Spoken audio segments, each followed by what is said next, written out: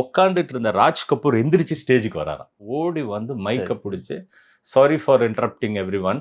Even the painting peacock will get alive if it is the shoulder of Sivaji Ganesan அப்படின்னாராம். சக்தி கிருஷ்ணசாமி ஐயாவுடைய நாடகம் ஒன்று நடக்குது சார்.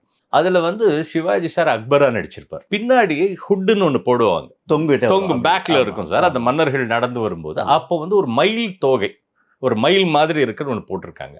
அந்த காலத்திலேயே சார் அது 5000 ரூபாய் சார். 5000னா அது பெருசு. இப்பெல்லாம் ஒரு 5 லட்சத்துக்கு சமம். அந்த காலத்துல சார் 5000 ருபீஸ் அது போட்டிருக்காங்க. அன்னைக்கு நாடகம் பார்க்க வர்றது யாருன்னா sir, Raj Kapoor family sir. மொத்த ஃபேமிலி. அப்புறம் லதா மங்கேஷ்கர் ஃபேமிலி. ராஜ் கபூர் ஃபேமிலியில முன்னாடி இருந்து பார்க்குறாங்க. அப்போ வந்து ஓய்க்க தேவர்னு ஒரு பெரிய நடிகர். அந்த நேரத்தில் சிவாஜி நாடகங்கள் நடிச்சிட்டு இருந்தார். பின்னாடி திரைப்படங்கள் நடிச்சவர் சார். அந்த ஓய்க்க தேவர்ன்றவர் என்ன சொல்றாரு, எப்பவுமே இவருக்கு தான் பேர் வருது. இன்னைக்கு நான் வந்து நடிச்சு சிவாஜியை காலி பண்ணிடுவேன்டாராம். என்னங்க நாமப்பா இன்னைக்கு பாருப்பா என்ன பண்ண போறேன் பாரு அப்படின்ட்டு இருக்காரா. உள்ள ஸ்கிரீன் போகும்போது சக்தியார் கூப்பிட்டு சிவாஜி சார்கிட்ட சொல்றாரா, அந்த ஹுட் பார்த்துட்டு அவர் ஒருத்தர் தான் கணேசான்னு உரிமையோட பேசுறவர். சிவாஜி சார் சக்தி கிருஷ்ணசாமி ஐயா தான் ஒரு சிலர் தான். அதுல முக்கியமானவர் ஒரு சக்தி கிருஷ்ணசாமி ஐயா. அவர் சொன்னாரா, கணேசா இந்த மாதிரி பின்னாடி இது எவ்வளவு விலை தெரியுமா, 5000 ரூபாய், கொஞ்சம் பார்த்துக்கப்பா அப்படின்னாரா. சரிங்க அப்படின்னு போயிட்டார்.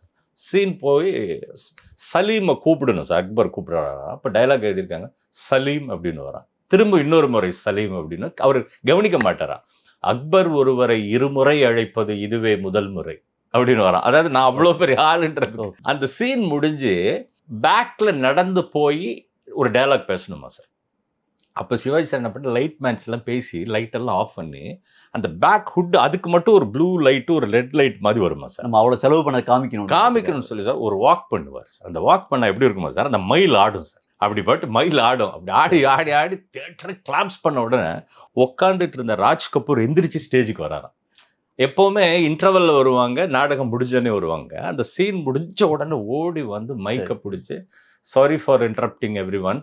Even the painting peacock will get alive if it is the shoulder of Sivaji Ganesan அப்படின்னாரா. அதாவது ஒரு இதுக்கும் உயிர் வரும் அப்படின்னாரு.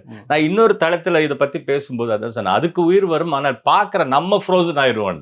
ஒரு உடலும் அதாவது உடையும் நடிக்கும் அப்படிங்கிறத எங்க அப்பா பக்கத்துல இருந்து பார்த்தார். இதுல என்ன சிறப்புன்னா, இங்க கைத்தட்டு வந்தவொடனே சிவாஜி சார் அடிச்சிருவோன்னு சொல்லிட்டு இருந்தார் பாருங்க ஓய்க்க தேவர். அவரு டயலாக் பேச மருந்து அப்படியே நின்றுட்டு இருக்காரா சார். பேச்சே வரலையா. சிவாஜி சார் எடுத்து கொடுக்குறாரு பேச்சு. அதுக்கப்புறம் தான் பேசுறாராம்.